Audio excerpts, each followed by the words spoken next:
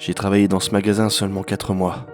Et pourtant, pendant ce court laps de temps, il s'est passé tant de choses qu'aujourd'hui encore, j'ai du mal à y croire. Elle était arrivée seulement 1 semaine après moi. On rangeait des rayons ensemble, on discutait autour de divers sujets, mais surtout, on rigolait vraiment beaucoup tous les deux. Après quelques jours seulement, elle a commencé à devenir beaucoup plus honnête avec moi. C'est là qu'elle m'a proposé de faire sa toute première blague. Hey Jeff, chiche ou pas? Chiche 2. Regarde ce que j'ai amené. Elle tenait un petit tube en plastique dans les mains. Quand le petit con qui boit son coca avant de l'avoir payé va revenir, au moment où il rentrera dans le magasin, je vais verser ça dans la première bouteille. Celle devant toutes les autres. Elle souriait de toutes ses dents. Sur le coup, je n'arrivais pas à comprendre ce qui se cachait dans ce sourire ou dans ce regard froid. Mais à présent, je le sais parfaitement. Je vois, mais qu'est-ce que contient la bouteille ? Elle s'est approchée doucement de mon oreille et m'a murmuré. Du laxatif. Le fou rire que ça a déclenché chez moi a été immédiat.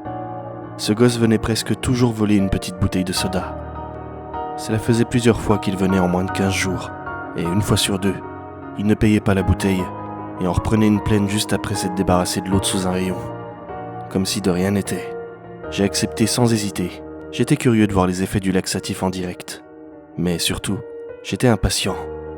Je pouvais plus supporter ce gosse. Cette leçon allait sûrement lui servir durant tout le reste de son existence. Peu de temps après, la sonnette de notre petit magasin a retenti dans tout l'accueil. Moi et Ella avions directement regardé en direction des portes. C'est lui, c'est le gosse, il faut que je file. Elle s'est immédiatement dirigée dans le rayon des boissons. Je sais toujours pas comment elle s'y est prise pour mettre le produit à l'intérieur, même si aujourd'hui, je suis quasiment certain que c'était à l'aide d'une seringue. Alors que j'étais sur le point de préparer le piège au garçon, j'ai eu un petit moment d'hésitation. Mes doigts se sont comme figés. Je ne pouvais plus le faire. Mais ensuite, j'ai repensé au nombre de bouteilles mal fermées sous l'un des rayons, au soda qui collait sur le sol. Et à son petit sourire mesquin chaque fois qu'on lui demandait « Tu as payé ton soda ?» Rares sont les personnes qui ont osé aller aussi loin avec moi. Et plus rares encore sont celles qui s'en sont sorties indemnes. Et là, il arrive, avait chuchoté mon ami Jeff. La seringue en main, tout en tournant le dos à Jeff, j'ai inséré le produit dans le soda qui se trouvait à l'une des extrémités du rayon. Ce petit crétin prenait toujours la première qu'il voyait. Ce qui va au passage faciliter la tâche. Jeff est parti du rayon et a sagement attendu l'arrivée du garçon. Tandis que moi, j'ai patiemment attendu son arrivée. J'étais si pressée de le voir boire mon mélange que je voulais presque me cacher derrière de gros cartons pour l'observer le faire directement dans le rayon. Mais je préférais faire mine de ranger non loin de lui. Quand il est arrivé, avec son petit sourire habituel, je savais que j'avais bien fait. Il méritait ce qu'il allait lui arriver. Il s'est approché du coca, a pris la première bouteille et a montré son billet de 5 € qu'il tenait entre ses doigts. J'ai alors tourné la tête et je n'ai pas pu m'empêcher de lui répondre « Celui-ci, tu vas le payer ».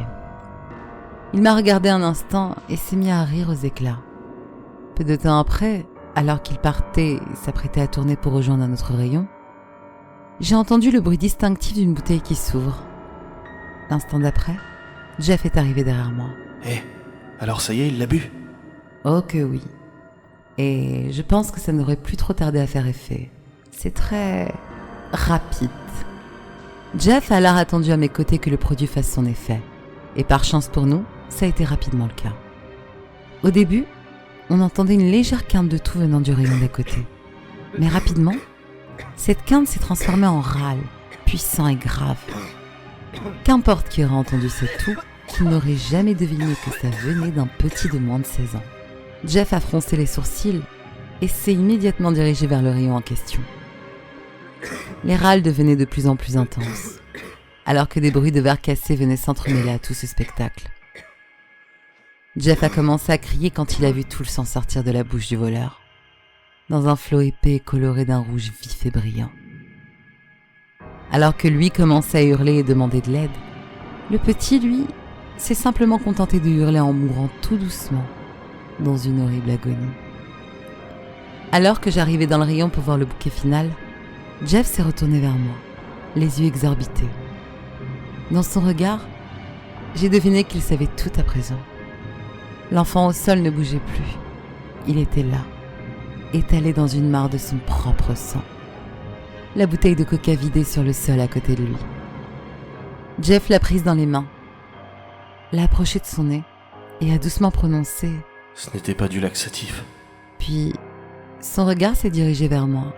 Il était froid et il semblait effrayé par ma présence.